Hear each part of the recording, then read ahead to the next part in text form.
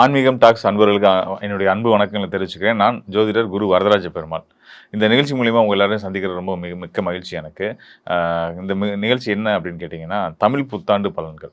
உலகெங்கிலும் வாழக்கூடிய ஆன்மீகம் டாக்ஸ் அன்பர்களுக்கு என்னுடைய தமிழ் புத்தாண்டு வாழ்த்துக்களை முதல் தெரிவிச்சுக்கிறேன். மேலும் இந்த தமிழ் புத்தாண்டு ஒவ்வொரு ராசிக்காரர்களுக்கும், அதாவது மேஷம் முதல் மீனம் வரையான 12 ராசிக்காரர்களுக்கும் எந்த வகையில பலன்கள் குடுக்கப் போகுது அப்படின்றத நம்ம டீட்டெயிலா பார்க்க போறோம். ஆண்டு கிரகங்கள், மாத கிரகங்கள் எல்லாத்தையும் கணக்கிட்டு, அதாவது ஆண்டு கிரகங்கள்னு சொல்லக்கூடியது பார்த்தீங்கன்னா, ராகு, கேது, குரு, சனி இவங்கலாம் ஆண்டு கிரகங்கள். ஒவ்வொரு ராசியிலையும் அதிகமான காலங்கள் எடுத்துக்கக்கூடிய கிரகங்கள். இவங்களோட நிலை என்னவா இருக்கு? இது உங்களுடைய ராசிக்கு என்ன பலன்கள் குடுக்க போறாங்க அப்படின்றத நம்ம டீட்டெயிலா பார்க்க போறோம். இந்த ஆண்டு பார்த்தீங்கன்னா, குருவுடைய பயிற்சி ரொம்ப முக்கியமானதா இருக்கு. ஏன்னு கேட்டீங்கன்னா, ஒரு 12 ஆண்டுகளுக்கு பிறகு குரு தன்னுடைய உச்ச பலம் பெறக்கூடிய வீடான கடக ராசிக்குள்ள வரப்போறாரு. ஸோ குரு உச்ச பலம் பெறதில 12 ஆண்டுகளுக்கு பின்னாடி பலம் பெறதில என்ன ஒரு சிறப்பு இருக்குது அப்படின்னு கேட்டிங்கன்னா, குரு தான் இங்கே இருக்கிறதுலே முழு சுபகிரகம்னு சொல்கிறது குருவை தான் சொல்லுவோம். ஸோ முழு சுபகிரகமான குரு பகவான் ஒரு உச்ச பலம் அவர் தனிச்சு சுய பலத்தோடு நிற்க போகிறார் இல்லையா? ஸோ அவர் ஒரு நல்லவங்க பலமாக இருந்தால் அந்த ஊருக்கே நல்லது அப்படின்ற மாதிரி உலகத்துக்கே நல்லது நம்ம குரு பகவான் உச்சம் பலம் அடைகிறது. ஸோ அந்த வகையில் 12 ஆண்டுகளுக்கு பிறகு குரு உச்சம் பெற்று இருக்கக்கூடிய இந்த தமிழ் புத்தாண்டு பிராபவ ஆண்டு ஒவ்வொரு ராசிக்காரர்களுக்கும் எப்படி பலன்களை கொடுக்க போது நம்ம பார்க்க போகிறோம், டீட்டெயிலாக பார்க்க போகிறோம். தொடர்ந்து இந்த நிகழ்ச்சியை பாருங்கள், நிச்சயம் உங்களுக்கு பயனுள்ளதாக இருக்கும். மக்களுக்கு என்னுடைய வாழ்த்துக்களையும் சொல்லிக்கிறேன். தமிழ் புத்தாண்டு வாழ்த்துக்களை நான் தெரிவித்து இந்த நிகழ்ச்சியை துவங்குறேன். இன்முகம் மாறாமல் அனைவரிடத்திலும் அன்பு காட்டக்கூடிய, அன்பு பாராட்டக்கூடிய கன்னி ராசிக்காரர்களுக்கு இந்த ஆண்டு தமிழ் புத்தாண்டு பிராபவ ஆண்டு மிக சிறந்த ராஜயோகங்களை அள்ளி கொடுக்கக்கூடிய ஒரு அற்புதமான ஆண்டு அப்படின்றத சொல்லலாம். நான் எல்லாத்தையும் உங்களுக்கு காரண காரியங்களோடு சொல்ல போகிறேன். அதாவது அப்படி நல்லாயிருக்கும், இப்படி நல்லாயிருக்கும், ஜாக்பேட் அப்படின்லாம் சொல்லாமல் இது எதனால உங்களுக்கு ஜாக்பாட், எதனால உங்களுக்கு ராஜயோகம் அப்படின்ற விஷயத்தெல்லாம் சொல்ல போகிறேன். தொடர்ந்து நிகழ்ச்சியை பாருங்கள். அதாவது கன்னிராசிக்காரர்களோட இயல்பை முதல் தெரிஞ்சுப்போம். கன்னிராசிக்காரர்களில் எல்லாரும் ஒரு ஈஸியாக ஹேண்டில் பண்ணக்கூடிய ஒரு கேரக்டர் அப்படி தான் நினைப்பாங்க. அவங்களும் அப்படி இலகவெல்லாம் விட்டு கொடுத்துலாம் போவாங்க, அனுசரிச்சுலாம் போவாங்க தான். ஆனால் அவங்கள நீங்கள் காயப்படுத்தணும், ஓவர் டூ பண்ணணும்னு நினச்சிட்டிங்க அப்படின்னா அவங்க வேறு லெவலில் ஒரு முகத்தை காட்டுவாங்க. ஆக்சுவலாக நம்ம சிம்ம ராசி தான் ரொம்ப உக்ரமான ராசி, மேஷ ராசி செவ்வாயுடைய ஆதிபத்தியம் அவங்க ரொம்ப பலமானவங்க நினச்சிட்ருப்போம். அவங்களுக்கு சற்றும் குறையாத, யாருக்கும் சளைக்காத ஒரு திடமான முடிவுகளை எடுக்கக்கூடிய ஒரு வலுவான ஆளுமையாக இருக்கக்கூடிய ராசிக்காரர்கள் கன்னிராசிக்காரர்கள். பல பேர் கன்னிராசிக்காரர்கள் ரொம்ப குறைச்சி மதிப்பிடுறாங்க. அதை மாற்றிக்கணுன்றதுக்காக இந்த விஷயத்த நான் சொல்கிறேன். அது மட்டும் இல்லாமல் இந்த கன்னிராசிக்கு சில நல்ல பண்புகள் ஒன்று உண்டு. என்னென்னு கேட்டிங்கன்னா, எந்த இடத்துல சேர்றோமோ அந்த இடத்துக்கு ஏற்ற மாதிரி மாறிடுறது. அது நல்லதுன்னு சொல்லலாம், கெட்டதுன்னு சொல்லலாம். ப்ளஸ்ஸு தான் எல்லாத்துக்கும் மைனஸாகவும் இருக்கும், மைனஸ் தான் ப்ளஸ்ஸாகவும் இருக்கும். ஸோ அந்த வகையில் கன்னிராசிக்காரர்கள் நம்ம எங்கே சேர்றோம், சேருமிடம் நல்லா இருந்தால் வாழ்க்கை நல்லா இருக்கும். கூடா நட்பு கேடாய் முடியும். ஸோ அதனால் நம்ம நம்ம யாரோட சேர்றோம், யாரோட சேரணும், யாரோட பழகணும், நம்மளோட பெரியவங்க பொதுவாக அந்த பண்பு கன்னிராசிக்காரர்களுக்கு இருக்கும். கன்னிராசிக்காரர்கள் பார்த்திங்கன்னா, தன்னோட வயசில் மூத்தவங்க, அறிவில் பெரியவங்க, இப்படி நல்ல மனிதர்களோட தான் பழக்கம் வச்சுக்கிறது நல்லது. ஏன்னா அப்போ தான் நீங்கள் அப்கிரேட் ஆகிக்க முடியும், உங்களோட மதிப்பும் கூடும். நீங்கள் உங்களோட கீழான ஆட்களோட போனீங்கன்னா நீங்களும் அவங்களுக்கு சமமாக பழக முடியும் தான். ஆனால் அது உங்களோட மதிப்பை கெடுத்துடும், உங்களுடைய தராதரத்தை தாழ்த்தி விட்டுரும். ஸோ அதனால் எப்போயுமே அந்த விஷயத்த செய்யாதீங்க. இது உங்கள் ராசிநாதனுடைய பண்பு. புதன் ஒரு சுபகிரகத்தோடு சேர்ந்தாருன்னா அவர் நல்ல சூப்பராக வேலை செய்வார். அவர் அசுபர்களோட சேர்ந்தார் அப்படின்னா அவர் அசுபராயிருவார். தனிச்சிருந்தால் எப்போயுமே நல்லவர் தான். ஸோ இதுதான் புதனுடைய பண்பு தான் உங்களுக்குமே செயல்படும், கன்னிராசிக்காரர்களுக்கும். அதனால் எப்போயுமே நல்ல சிந்தனையோட நல்ல மனிதரோட பழக்கணும் அப்படின்றத மைண்டில் வச்சுக்கோங்க. இது உங்களுக்கு இந்த ஆண்டுக்காக சொல்லப்பட்ட பலன் மட்டும் இல்லை, உங்கள் வாழ்க்கைக்கான இது குறிப்பாக நீங்கள் எடுத்துக்கோங்க. இப்போ இந்த ஆண்டு கிரக நிலைகள், கோச்சார நிலைகள் உங்களுக்கு எப்படி ஃபேவர் பண்ண போகுது அப்படின்னு சொல்ல போகிறேன்.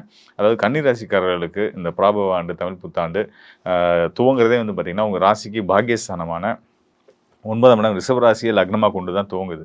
ஸோ அதனால் இந்த ஆண்டு முழுமையாக உங்களுக்கு பாக்கியங்களை வாரி வழங்கக்கூடிய ஒரு அற்புதமான ஆண்டாக இருக்க போகுது. சுக்கிரன் சுபிச்சக்காரகன்னு சொல்லுவோம். சுபிச்சக்காரன் மகாலட்சுமியோட அம்சம், செல்வம், செல்வாக்கு, ஆடம்பர வாழ்க்கை எல்லாத்தையும் சந்தோஷம், ஹாப்பினஸ் எல்லாத்தையும் கொடுக்குறவர், திருமணத்தை கொடுக்குறது அவர் தான். திருமணம் அடைந்தவங்களுக்கு திருமண வாழ்க்கையில் ஒற்றுமை கொடுக்குறதும் சுக்கிரன் தான். இந்த சுக்கிரன் உச்சம் பெற்ற சூரியனோடு சேர்ந்து உங்களுடைய ராசிக்கு 8ஆம் இடத்துல இருக்கிற நிலையில் இந்த ஆண்டு துவங்குறதுனால வெளியிடம், வெளி ஊர், வெளி மாநிலம், அந்நிய மதத்தவர்கள், அந்நிய இனத்தவர்கள், அந்நிய மொழி பேசக்கூடியவங்க மூலியமாலாம் உங்களுக்கு பெரிய ஆதாயங்கள் நடக்க போகுது அப்படின்றத தெரிஞ்சுக்கோங்க. அதுபோக உங்களுடைய அதிர்ஷ்டம் மென்மேலும் பெருக போகுது. ஜாக்பாட் அடிக்கிறதுன்னு சொல்லுவோம் இல்லையா, அது காரணம் பாக்கியாதிபதியான சுக்கிரன் பலம் பெறும்போது அது நடக்கும். கன்னி ராசிக்காரர்களுக்கு பாக்கியாதிபதியான சுக்கிரன் பலம் பெறாரு உச்சம் பெற்ற சூரியனோட சேர்ந்து. சுக்கிரனே சிறப்பான யோகங்களை கொடுப்பாரு. அவர் ஒரு சூரியனோட பெரிய கிரகம், அதாவது சுக்கிரனோட பெரிய கிரகம்னா நம்ம ஒளி கிரகமாக சூரியனை சொல்லுவோம். சூரியனோட சேரும்போது சூரியன் தான் தான் கூட சேர்ந்திருக்க கிரகத்தோட தன்மையில எடுத்து பெருசுப்படுத்தி கொடுப்பாரு. அந்த வகையில் உங்களோட ஆசைகள் விருப்பங்கள் எவ்வளோ பெருசாக இருந்தாலும் நிச்சயமாக நடக்கும். உங்கள் எண்ணங்களும் பெருசாகும். பெரிதினும் பெரிதுகள் அப்படின்ற வார்த்தையை சொல்லுவாங்க இல்லையா, அது மாதிரி இந்த நேரத்தில் இந்த இனி வர காலங்களில் கன்னி ராசிக்காரர்கள் சிறுசு ஆசைப்படாதீங்க, பெருசு ஆசைப்படுங்க. நீங்கள் ஆசைப்படுறது கண்டிப்பாக நடக்கும். அது போக இன்னும் பல கிரகம், அதாவது ஆண்டு கிரகங்கள்னு சொல்லக்கூடிய ராகு 6ஆம் இடத்துல தான் இருக்கிறாரு, நல்ல பலன் தான் கிடைக்கும். கன்னி ராசிக்கு 12ஆம் இடத்துல கேது இருக்கிறாரு. கேது ஞானக்காரகன், ஞானத்தை தேடி ஆன்மீக பயணங்கள் நிறைய போக வேண்டி வரும். இயற்கையாக நடக்கும். நீங்கள் திட்டமிட்டு செய்கிறதுன்றதை தாண்டி எதிர்பாராமல் அடிக்கடி திருக்கோயில்களுக்கு போய் இறைவனை வழிபட்டு வரக்கூடிய வாழ்க்கை சூழல் அமையும். அதுபோக தொழில் ஸ்தானத்தில் இருக்கக்கூடிய குரு பகவான் 12 ஆண்டுகளுக்கு பிறகு உச்சம் பெற்று கடகராசிக்குள்ள வரப்போகிறாரு. அவர் தான் தனக்காரகன். தனக்காரகன் லாபஸ்தானத்தில் அமரும்போது உங்களுக்கு பொருளாதார ரீதியாகவும் பல நல்ல மாற்றங்களும் முன்னேற்றங்களும் ஏற்பட போகுது. 7ஆம் இடத்துல சனி பகவான் இருக்கார். கன்னி ராசிக்கு 7ஆம் இடம் அப்படின்றது வந்து பார்த்திங்கன்னா, அங்கே இருக்கக்கூடிய சனி பகவான் வந்து உங்களுக்கு யோகஸ்தானத்துக்கு அதிபதியாக வந்து அவர் 7ஆம் இடத்துல அமர்றாரு. அதனால் வந்து சனியாலேயும் உங்களுக்கு பல நல்ல மாற்றங்கள் இருக்கும். சனி வந்து மாற்றங்களை கொடுக்கக்கூடியவர் தான். அவர் வந்து உங்களுடைய யோகாதிபதியாக வந்து 7ஆம் இடத்துல கேந்திரத்தில் ஏறி உட்காந்துருக்கறனால அதை கண்ட சனின்னு நினச்சி பயப்படாதீங்க. மாற்றங்களை கொடுக்கக்கூடிய நல்ல சனின்னு எடுத்துக்கோங்க. ஏன்னா அவர் யோகத்தை செய்கிறவர். அதனால் நல்ல மாற்றங்கள் மட்டும்தான் நடக்கும். 11ஆம் இடத்துல லாபஸ்தானத்தில் இருக்கக்கூடிய குரு பகவானுடைய பார்வையும் ஓராண்டுகளுக்கு சனி பகவானுக்கு கிடைக்க போகுது. அப்போ உங்கள் வாழ்க்கையில் பல பல நல்ல மாற்றங்கள் ஏற்படும். லாபஸ்தானமும் 7ஆம் இடமும் தொடர்பு கொள்றதுனால நிறைய நண்பர்கள் மூலிமா உங்களுக்கு பெரிய பெரிய நல்ல விஷயங்கள் லைஃப்பில் நடக்க போகுது அப்படின்றத சொல்லலாம். அதனால் இந்த தமிழ் புத்தாண்டை மகிழ்ச்சியோடு கொண்டாடுங்க. ஒவ்வொரு நாளும் உங்களுக்கு புத்தாண்டாக இருக்கும்ன்றதை தெரிவிச்சுக்கிறேன். மேலும் இந்த ஆண்டு கோச்சார கிரக நிலைகளில் ஒரு சிறப்பான ஒரு அமைப்பு அமைஞ்சிருக்கு. அதை பற்றி உங்கள்கிட்ட நான் சொல்ல விரும்புகிறேன். அதாவது ஒன்றும் இல்லை, ஒவ்வொரு கிரகங்களும் தன்னுடைய சொந்த நட்சத்திர காலில் நிற்க போகிறாங்க. இப்போ நம்ம உதாரணத்துக்கு சொல்லணும்னா, வியாழன் சுபகிரகமான குரு பகவான் எடுத்துக்கிட்டிங்க அப்படின்னா, அவர் மிதுன ராசியில் தன்னுடைய சொந்த நட்சத்திரமான புனர்பூச நட்சத்திரத்தில் இருக்கிறாரு. இன்னொரு பக்கம் சுக்கிரன், அவரும் ஒரு முழு சுபகிரகம், குரு அம்சத்தில் இருக்கக்கூடியவர். அவர் மேச ராசியில் தன்னுடைய சொந்த நட்சத்திரமான பரணி நட்சத்திரத்தில் இருக்கார். இன்னொரு பக்கம் சனி பகவான் நீதிமான் நியாயவான், அவர் வந்து எங்கே இருக்காருன்னா மீனத்தில் இருக்கார். மீனத்தில் அவர் உத்திரட்டாதி நட்சத்திரத்தில் இருக்கார், தன்னுடைய சொந்த நட்சத்திரம், அவருடைய சொந்த நட்சத்திரம் அது. அதே மாதிரி நிழல் கிரகமான ராகு கும்பராசியில் சதய நட்சத்திரத்தில் இருக்கார், அது அவருடைய சொந்த நட்சத்திரம். அங்கே தான் சந்திரனும் இணையப்பட்டு சதய நட்சத்திரத்தில் சந்திரனுமே நிற்கிறார். ஸோ இது அதே மாதிரி இன்னொரு நிலகிரகமான கேது வந்து பார்த்திங்கன்னா சிம்ம ராசியில் தன்னுடைய நட்சத்திரமான மக நட்சத்திரத்தில் இருக்காரு. ஸோ இப்படி எல்லா கிரகங்களும் தன்னுடைய சொந்த நட்சத்திர காலில் நிற்கக்கூடிய ஒரு வலுவான நிலையில் இந்த ஆண்டு துவங்கிறதுனால கண்டிப்பான முறையில் கிரகங்கள் நல்ல பலன்களை வாரி தான் கொடுக்க வேண்டிய ஆதிபத்திய பலன்களை வலிமையாக கொடுக்க போகிறாங்க அப்படின்றத நம்ம தெரிஞ்சுக்க வேண்டியதாக இருக்குது.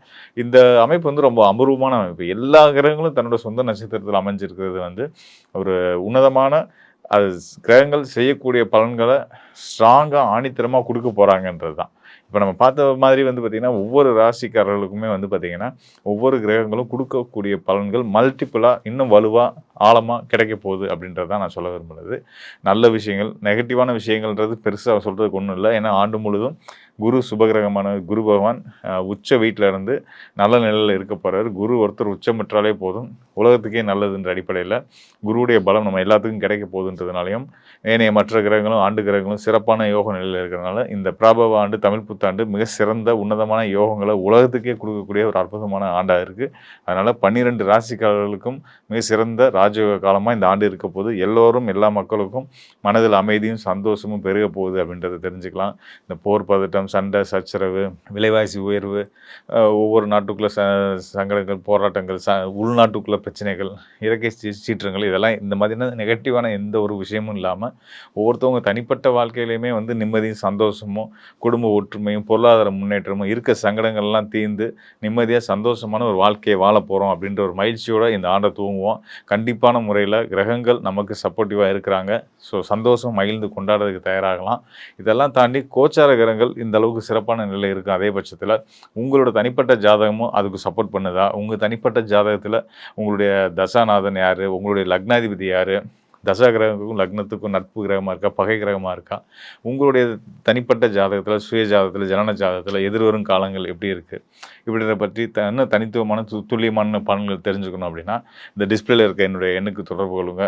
உங்களுடைய அனைத்து சந்தேகங்களுக்கும் சரியான தெளிவுகளை கொடுத்து உங்கள் வாழ்க்கையில் ஒரு மிக சிறந்த ஒரு நல்ல மாற்றத்தை உருவாக்குறதுக்கு நானும் ஒரு உறுதுணையாக இருப்பேன் அப்படின்னு சொல்லி மீண்டும் ஒரு முறை தமிழ் புத்தாண்டு வாழ்த்துக்களை சொல்லி இந்த புத்தாண்டு எல்லோரோட வாழ்விலையும் மகிழ்ச்சியையும் இறை அருளையும் கொடுத்து நம்மளை மேம்படுத்தும் அப்படின்றத நான் நம்புகிறேன். உங்களுக்கு அதை நான் வாழ்த்தா தெரிவித்து விடைபெறுகிறேன். நன்றி, வணக்கம் நண்பர்களே.